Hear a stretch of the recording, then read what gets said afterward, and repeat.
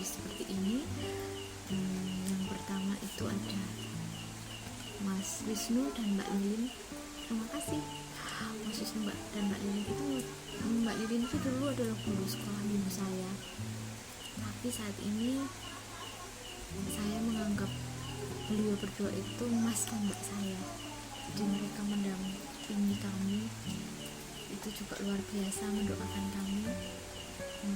Kapanpun kami datang ke rumahnya, sampai semalam, bahkan sampai ke dini hari, mereka itu menemani kami dan memberikan banyak hal tentang pengalaman-pengalaman hidup mereka gitu. Mas Wisnu dan Mbak Lilin, terima kasih. Kemudian yang kedua ada Pater Elias. Ini sih orang yang selalu ada di dalam setiap apa yang saya alami. Bisa dibilang dia adalah call center saya 24 jam. Jadi Pater Elias itu selalu ada di dalam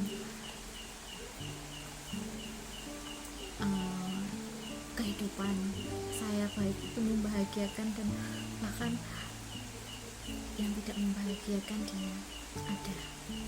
Terima kasih Pater. Kemudian keluarga, bapak ibu, papa mama, bumi. Bumi itu kekuatan terbesarnya. Energi dia, energi bahagia. Energi dia juga mengajarkan untuk kita bersuka cita dalam kondisi apapun. Terima kasih ya bumi, papa, mama, bapak, ibu, anti Galih, anti Tita.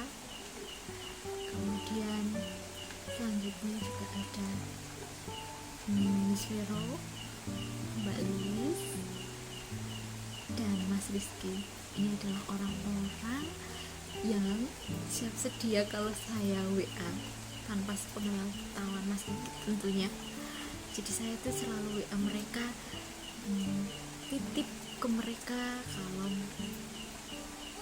waktu saya nggak bisa menemani Mas Kikit ya, waktu bekerja kan saya nggak ada di samping dia, jadi saya titip Mas Kikit ke Mbak Lilis, Mas Vero, Mas Rizky gitu ya.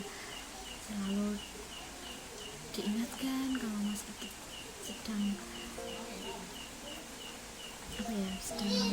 bingung, sedang apa itu, untuk berdoa. Terus saya minta bantuan Mbak Lilis, Mas Rizky, Mas Vero untuk mendampingi, untuk mendoakan, untuk mensupport, dan mereka sangat luar biasa. Terima kasih Mas Rizky, Mbak Lilis, dan Mas Vero. Kemudian juga psikolog kami, Bapak, terima kasih ya Pak, sudah membantu menguraikan permasalahan-permasalahan sehingga menjadi objektif. Kami melihat permasalahan itu menjadi objektif gitu. Nanti terkait dengan terapi psikolog mungkin kami akan cerita lebih lanjut untuk hal itu. Jelas yang pertama itu mamanya Bumi itu mereka adalah sukacita, bisa dibilang sukacita, mood booster yang utama ketika saya terjatuh, ketika saya nggak bisa mikir apa-apa, ketika melihat Bumi itu dunia berubah lagi, dunia punya harapan lagi. Saya merasakan, oh iya, saya masih hidup toh. Saya sampai berpikir seperti itu. Oh iya, saya masih punya harapan di situ. Ketika Mama Bumi menceritakan tadi, Mama Bumi juga sedikit mengulas tentang buku yang dia baca. Sebenarnya bisa dibilang bawel banget ya, berangkat kerja, pulang kerja, ceritanya buku itu terus. Tapi lambat laun saya juga menikmati, oh iya ternyata maksudnya seperti ini. Nah memang kebetulan mamanya Bumi, ketika mamanya Bumi itu menyuruh saya, "Pah mbok baca," gitu, mbok saya dibayar itu saya tidak mau baca. Yang pertama karena saya tidak suka baca gitu itu. Tapi kalau aku diceritani aku gelem, tak dengerin malah gitu. Karena kebetulan saya itu auditori ya, jadi saya suka mendengarkan. Jadi mamanya Bumi menceritakan, ketika di perjalanan itu menceritakan. Kemudian siapa lagi ya, jadi udah ada mama Bumi, kemudian ada Pater Elias. Pater Elias adalah sosok yang ya 11-12 lah sama mamanya Bumi. Kalau udah ngasih pertanyaan atau ngasih gagasan, kayak tidak ada matinya, kayak tidak ada patah-patahnya. Tapi itu masuk akal semua. Nah, kalau saya belum mencoba, ya gimana saya mau tahu saya mau sembuh. Makanya beliau juga ya udah dicoba dulu, membantu saya mencarikan referensi dan lain sebagainya.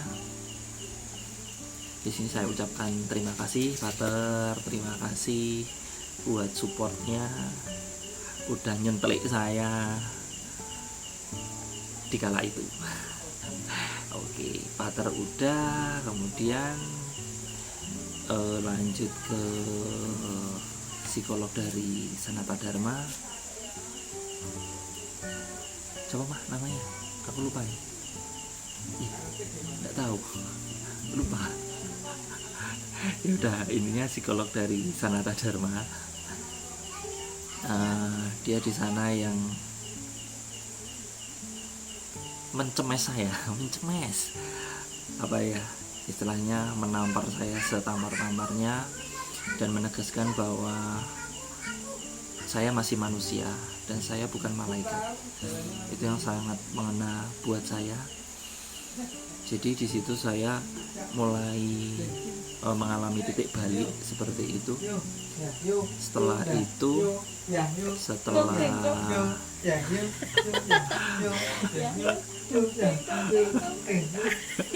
komersial break dulu ya. Oke.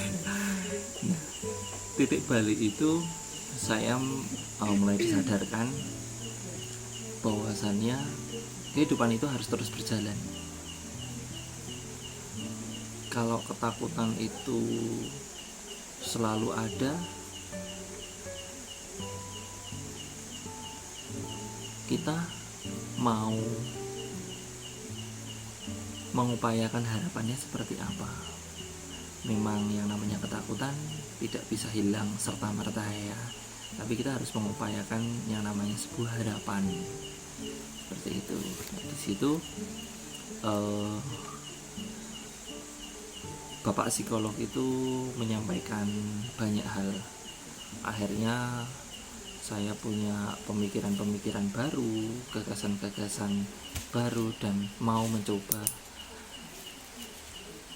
jadi lebih baik lagi. Ya seperti itu. Terus yang selanjutnya itu ada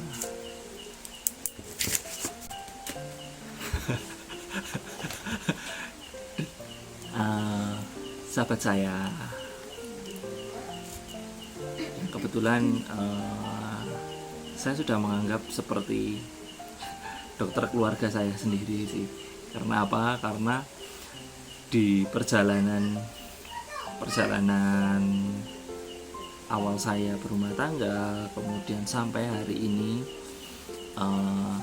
teman saya ini membantu saya banyak hal, sampai dengan merekomendasikan A, B, C, D, saya harus baiknya seperti ini. Dan di sini saya ucapkan terima kasih untuk sahabat saya Dr. Iris Zuhrina yang udah senantiasa memberikan rekomendasi terbaiknya. Semoga Mbak Riri dan keluarga juga diberi kesehatan ya di luar sana. Selanjutnya ada Bibi Ayu, ada Bibi Risa, kemudian ada Paman Angga, ada Paman Marwan, ada Mas Anggo juga. Mereka semua sudah seperti keluarga saya. Mereka semua mau mendengarkan saya, baik cerita yang bermutu maupun tidak bermutu, sampai dengan percaya dengan kondisi yang saya alami. Seperti itu. Terima kasih ya. Oke. Nah, lanjut. Selanjutnya ini, nah, mereka ini adalah pejuang-pejuang hebat. Tadi Mbak Petra juga sudah menyampaikan, ini yang menjadi barier yang ada di kantor saya ketika saya itu ada dalam fase tersulit. Ada Mbak Lilis, kemudian ada Mas Rizky, ada Miss Vero, ada Mbak Astrid, terus ada Mbak Agustin. Ya, mereka luar biasa.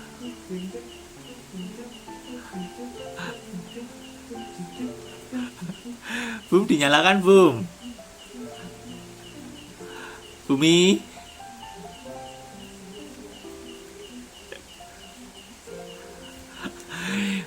Mohon maaf ya, ada intermezzo lagi. Oke.